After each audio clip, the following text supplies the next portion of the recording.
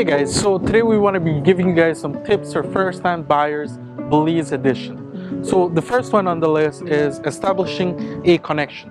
Establishing the right connection with the right real estate agent, it's very important, especially if you're a first-time buyers, because the process might be fairly new and they need to be educational and make the process as smooth as possible for you.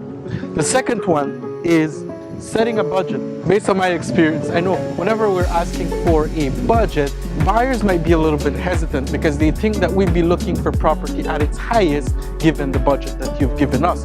But that's not necessarily true. What it is we're trying to establish what's the highest that we can look for when it comes to properties. And so for me, for instance, I'd give you different ranges, but not over your budget.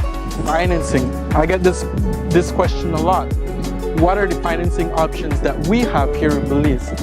The first one is bank financing, which is financing with our local banks.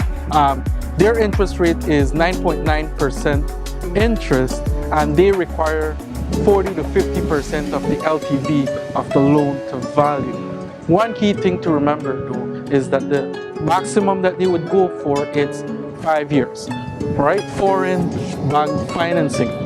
What I mean by that is financing back home, whether you're in the US or Canada, if you have collateral that you can put, because remember, these banks will not be financing a property that's on foreign land, because if push comes to shove and they have to foreclosure on it, they cannot foreclosure on foreign land. And so that's why you would need to be able to put collateral for them to have the ability to give you that financing, which you can use to purchase real estate here in Belize. The third one, which is seen a lot, it's seller financing.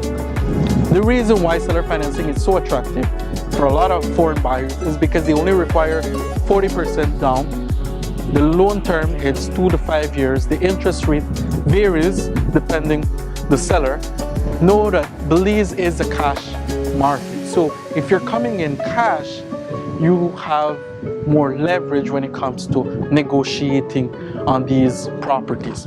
Next one on the list is, can you incorporate a foreign company into Belize to purchase real estate? And the answer to that is yes, you can incorporate an LLC, LTD, whatever the case may be, into Belize to purchase property here in Belize. Also, you can form a local company to purchase real estate. The next one on the list is closing costs. So whenever we execute an offer, intent to purchase, sales agreement, purchase agreement, they're all the same kind. That's when we have a third party, which is a paralegal or an attorney. And their cost varies depending who you're dealing with. It could go from 1% to 2% at its highest. Another thing that you have to keep in mind is the stamp duty, or in other words, the land transfer tax, which is 8%. You are exempted on the first 10,000 USD, but from there, you're required to pay that 8% stamp tax. All right.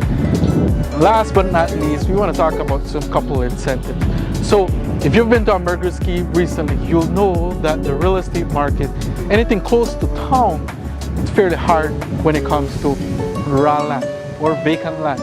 And so we've been seeing more properties being more affordable and larger, but you do have to travel farther north. And getting there, I know for some might say it's a long drive, this, that, but you know what? Compared to how I remember the roads a couple of years ago, just getting to where truck stop is today was an adventure.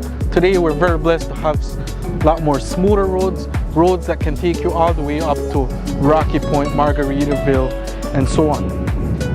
I'm not talking about that far though. There are properties about 9-10 miles north. Again, larger parcel, and you're paying less. So that's the incentive. You do have to travel to get there, but affordable. Compass Premier Realty. We are the real estate professionals.